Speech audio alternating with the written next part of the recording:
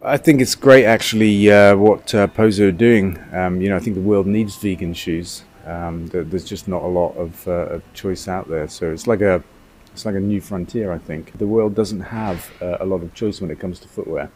Leather-free vegan footwear is kind of absent, so that's a really new frontier. So I think it's great what Pozo are doing. I love the shoes. I love the fact that they're vegan.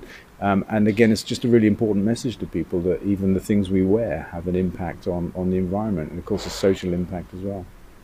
Our focus is in energy, transport and food, and if you take those three areas, we all spend most of our money on those three things, and 80% of all climate emissions and unsustainability comes from the choices we make as people every day. So the power is much more in our hands than it is in the hands of governments and big corporations, much more than we know.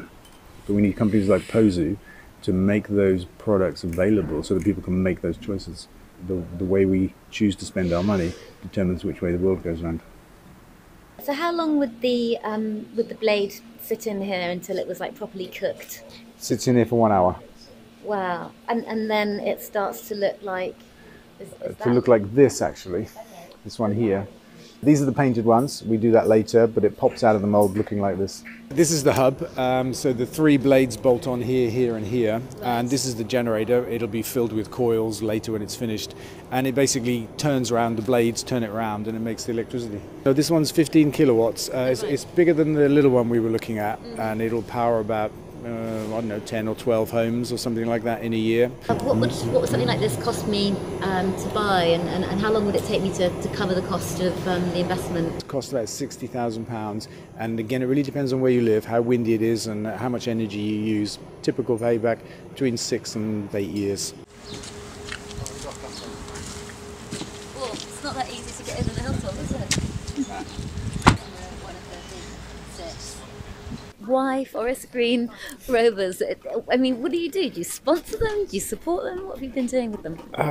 Well, we rescued the club about 6 years ago from bankruptcy, and we kind of decided to... We did it because we wanted to save it. It was a big part of the local community. It's 127 years old, one of the oldest football clubs in England. Wow. They were lovely people, and so we thought we'd help out, but it just kind of turned into more. It needed much more, and so we decided to bring all of our work here and use it as a kind of new channel or a new frontier for the environment message. Our fans now, they're exposed to the idea of electric cars, vegan food, organic, that kind of stuff, and actually they like it. And a number of fans come up to me and tell me they've gone vegetarian, it's changed their lives and stuff like that. And then with your smartphone or device, just scan the QR code that identifies the pump, tells you that you want to use it, and then you just grab the nozzle, move over to your vehicle, and plug it in.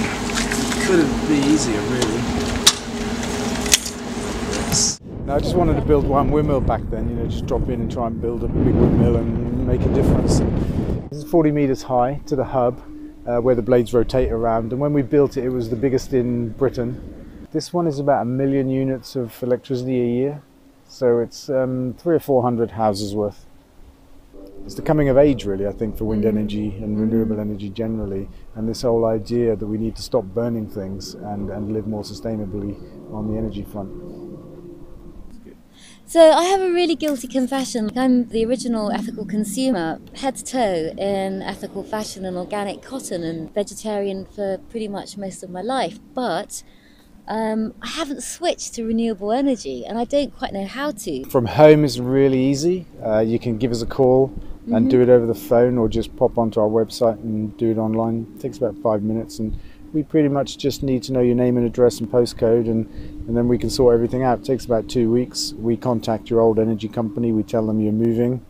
They may send you a quick letter to say, oh, please don't go, but you can ignore that, and within a couple of weeks you'll be our customer. And when you've got lots of these kind of energy comparing sites like Money Expert, they have Ecotricity on their radar, and if not, why not? And how would you compete for a kind of just a money conscious energy customer?